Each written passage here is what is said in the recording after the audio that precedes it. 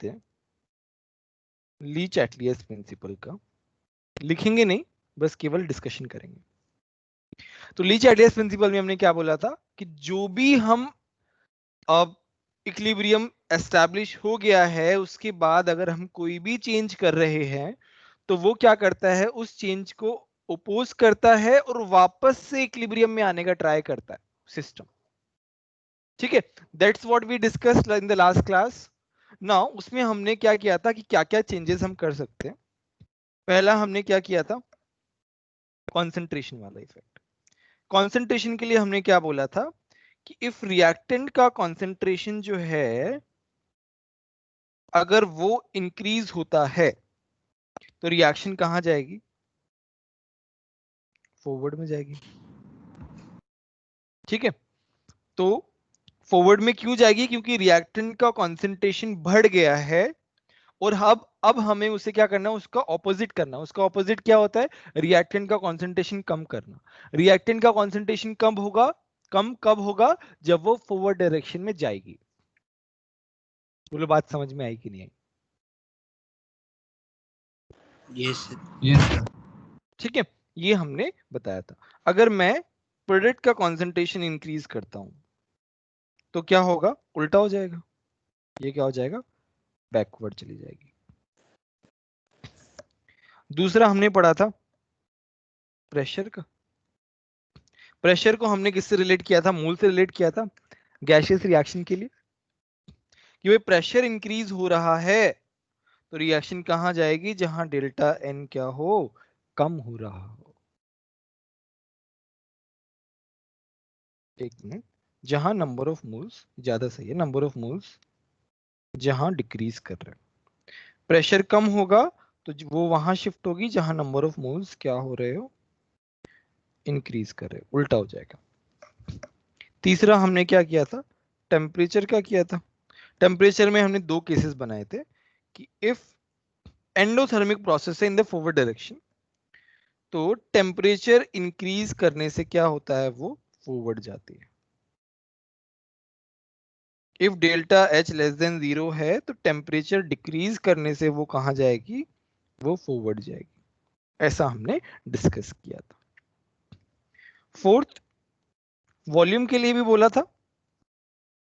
Volume क्या है, अगर वॉल्यूम इंक्रीज कर रही है, इफ वॉल्यूम जो है वो इंक्रीज कर रहा है, इसका मतलब कॉन्सेंट्रेशन क्या हो रहा है, डिक्रीज कर रहा है। तो कॉन्सेंट्रेशन डिक्रीज कर रहा है तो रिएक्शन कहां जाएगी, जहां कॉन्सेंट्रेशन बढ़े। तो रिएक्शन कहां शिफ्ट होगी, जहां कॉन्सेंट्रेशन बढ़े। और कॉन्सेंट्रेशन कब बढ़ेगा, जब नंबर ऑफ मोल्स इंक्रीज होगा। बढ़ेंगे। तो reaction will shift in that direction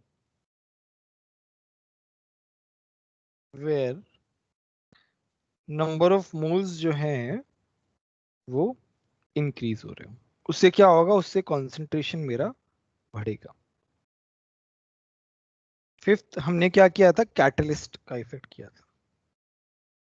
catalyst में हमने क्या बोला था, इक्विलिब्रियम जो है फास्ट अचीव होता है। ठीक है, इक्विलिब्रियम कंडीशन जो है वो सेम रहती है।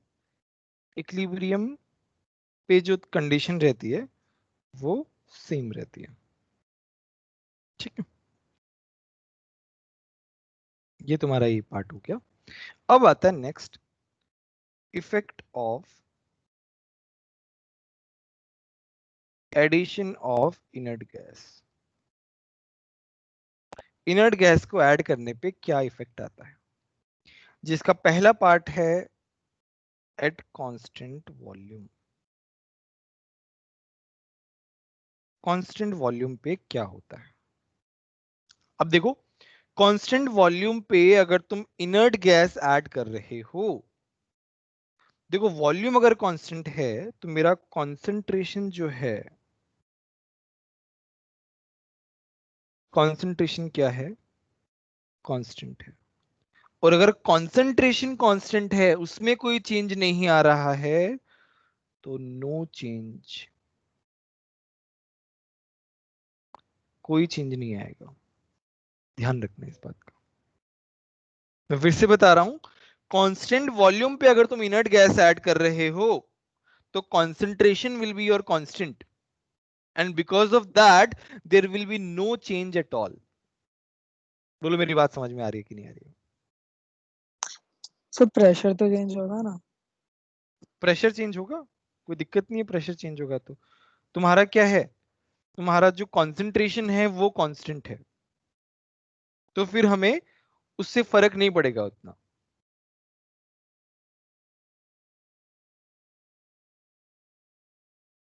चलो हम इसको प्रूव भी कर लेते हैं। चलो लेट्स से मेरे पास क्या है, ए कन्वर्टिंग इनटू बी है, मैं सिंपल तरीके से प्रूव कर रहा हूं। तुम्हारा जो है कि पी क्या होता है, कि एक्स टोटल प्रेशर का डेल्टा एन जी, राइट। कि एक्स क्या होता है, mole fraction of B upon mole fraction of A. Total pressure को मैं क्या लिख सकता हूं, moles total R T upon B, ठीक है। मोल फ्रैक्शन ऑफ बी और mole fraction of A divided by है, तो मैं N B upon N A लिख सकता हूं। ये क्या है, टोटल मोल्स है। मुझे एक बात बताओ कि कुछ चेंज हुआ क्या कांस्टेंट वॉल्यूम पे? चेंज होगा ही नहीं, कोई चेंज नहीं आया, नहीं सर, नहीं हुआ। कोई चेंज नहीं हुआ, ठीक है। ये हमने प्रूव भी कर दिया। अब हम बात करते हैं, बोलो समझ में आया कि नहीं आया दक्ष?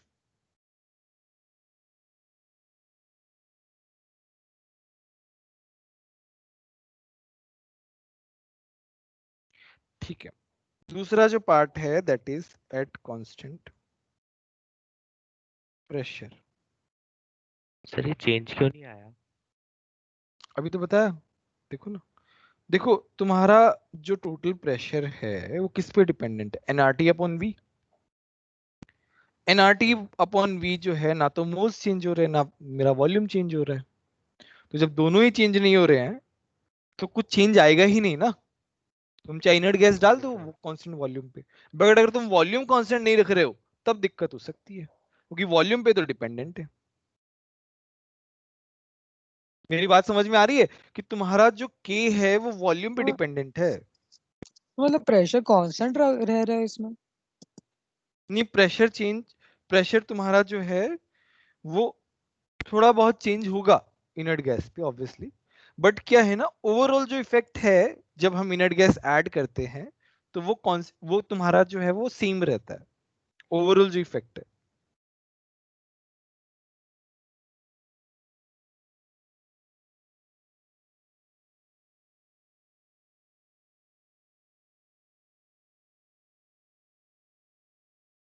इसीलिए मैंने उसको प्रूव करवाया, क्योंकि वो एकदम से क्लिक नहीं होता है। Okay sir.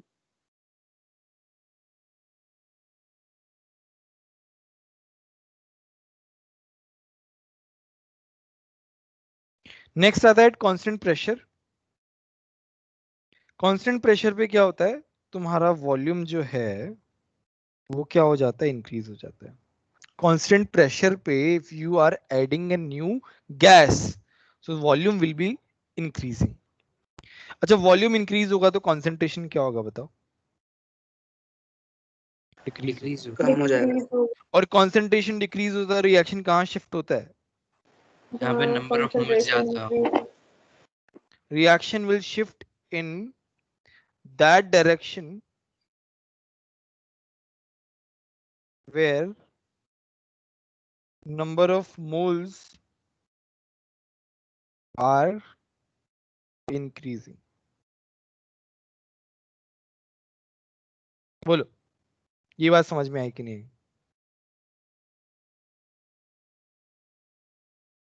Yes sir. Clear है सभी को? सर एक और बार बता दें, कांस्टेंट प्रेशर। देखो कांस्टेंट प्रेशर पे if you are adding a gas then what will happen, volume will increase. अगर वॉल्यूम इंक्रीज होगा तो कंसंट्रेशन कम होगा, और कंसंट्रेशन कम होगा तो रिएक्शन किधर जाएगा, जहां कंसंट्रेशन बढ़ रहा हो। और कंसंट्रेशन कहां बढ़ेगा, जहां नंबर ऑफ मोल्स बढ़ रहे हो।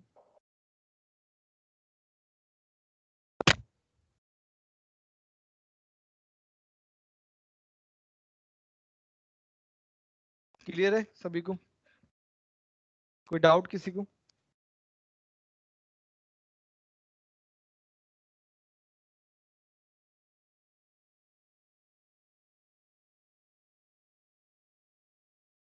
ठीक है, अब हम बात करते हैं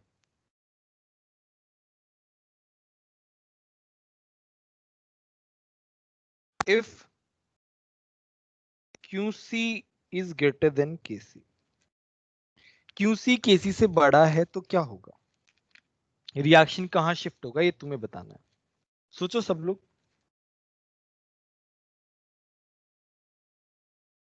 सर ये इफेक्ट ऑफ इनर्ट गैस में नहीं है ना? नहीं नहीं नहीं, ये सेपरेट है।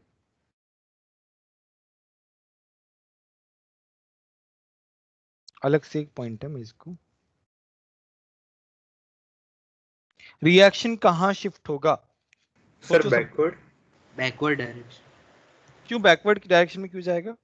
सर क्योंकि अगर क्यूसी बढ़ रहा है तो उसका मतलब प्रोडक्ट्स की कंसंट्रेशन बढ़ रही है, वेरी गुड वेरी तो good very good very good. Equilibrium attain करने के लिए वो बैकवर्ड आने लगेगा।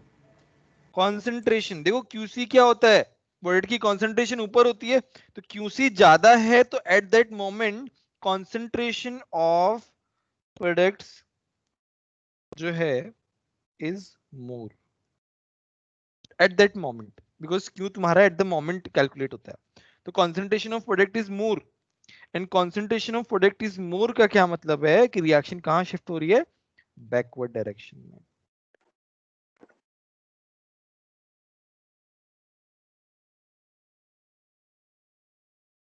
If QC less than KC है तो कॉन्सेंट्रेशन ऑफ प्रोडक्ट क्या होगी, डिक्रीज हो जाएगी, इसका मतलब फॉरवर्ड डायरेक्शन में चला जाएगा। सर एक सेकंड, क्यूसी और केसी इक्वल तो इक्विलिब्रियम पे होता है ना? बस, तो वो लास्ट वाला है।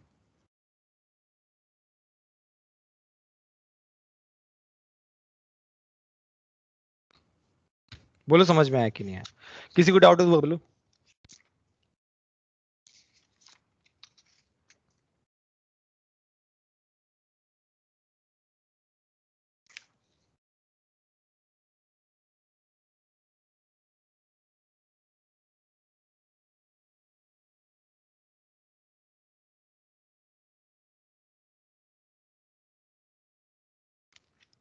सबको समझ में आया?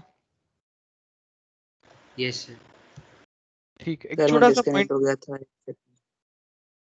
बस कुछ नहीं बताया। QC अगर ज्यादा है KC से, इसका मतलब प्रोडक्ट की कॉन्सेंट्रेशन ज्यादा है, और प्रोडक्ट की कॉन्सेंट्रेशन ज्यादा है इसका मतलब रिएक्शन कहां शिफ्ट होगा, बैकवर्ड डायरेक्शन में। और if QC less than KC है तो इसका मतलब कॉन्सेंट्रेशन ऑफ प्रोडक्ट कम है, तो रिएक्शन कहां शिफ्ट होगा, फॉरवर्ड डायरेक्शन में।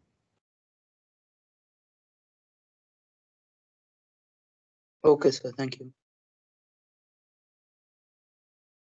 ठीक है, अब एक छोटा सा पॉइंट हम लोग डिस्कस कर रहे हैं।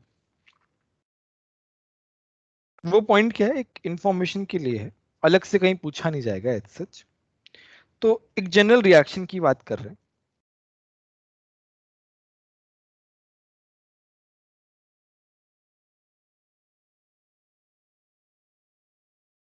For a general reaction, let's say you have this reaction, तो तुम KC क्या लिखोगे, एक्टिविटी, एक्टिविटी ऑफ C। याद है हमने लॉ ऑफ एक्टिव मास बोला था या स्टार्टिंग में, है ना? मैं उस फॉर्मेट में लिख रहा हूं, एक्टिविटी ऑफ C की power C, activity of D की power D, activity of A की पावर A। सर वो ऊपर कैप स्मॉल डी नहीं आना चाहिए। सॉरी, माय बैड, ये इतना आ गया। ठीक है, यहां पे A क्या रिप्रेजेंट कर रहा है, activity of reactants and products. ठीक है, तो ये एक्टिविटी एक्चुअल में क्या होता है, देखो ये एक्टिविटी क्या होता है एक्चुअल में, ratio of equilibrium activity, ratio of equilibrium activity of a substance to its activity in its standard state.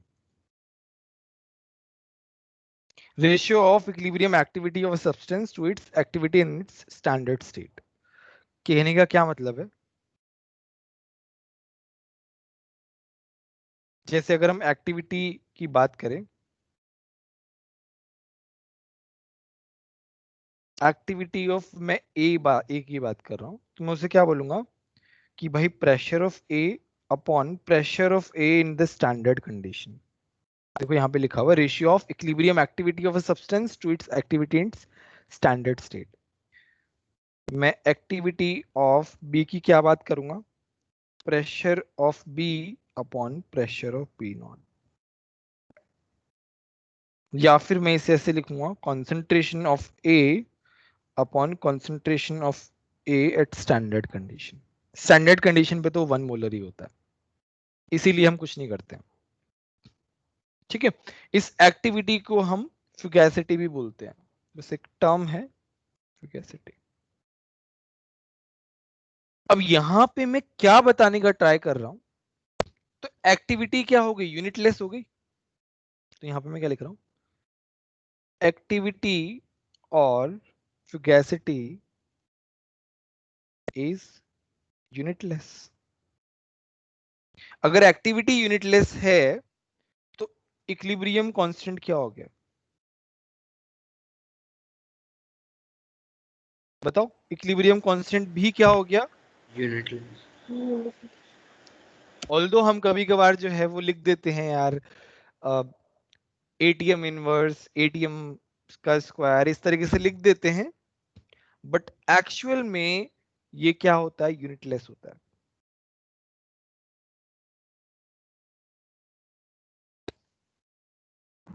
Sir हाँ बोलो। सर ये रिपीट कर सकते हैं पॉइंट आपने? हाँ बताता हूँ। सर वो बी पार्शियल फ्रैक्शन है। हाँ देखो, मैं फिर से बता रहा हूँ कि तुम्हारा एक्टिविटी जो रहता है, एक्टिविटी एक्चुअल में क्या होता है? It is the ratio of pressure और any other quantity in the equilibrium state upon and standard state. Standard state से हम क्या करते हैं? डिवाइड कर देते हैं इसको।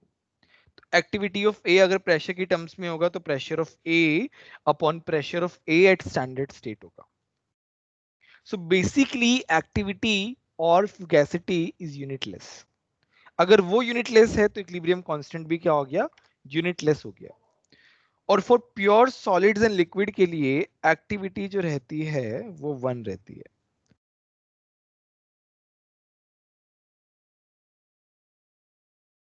ठीक है, सबको समझ में आया? तो ये पॉइंट थोड़ा ध्यान रख लेना, कभी एडवांस वगैरह में पूछ सकते हैं। ये जो पार्ट है एडवांस के लिए।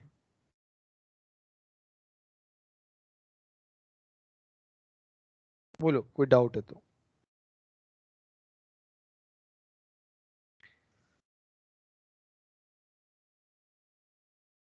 किसी को कोई डाउट है तो बताओ।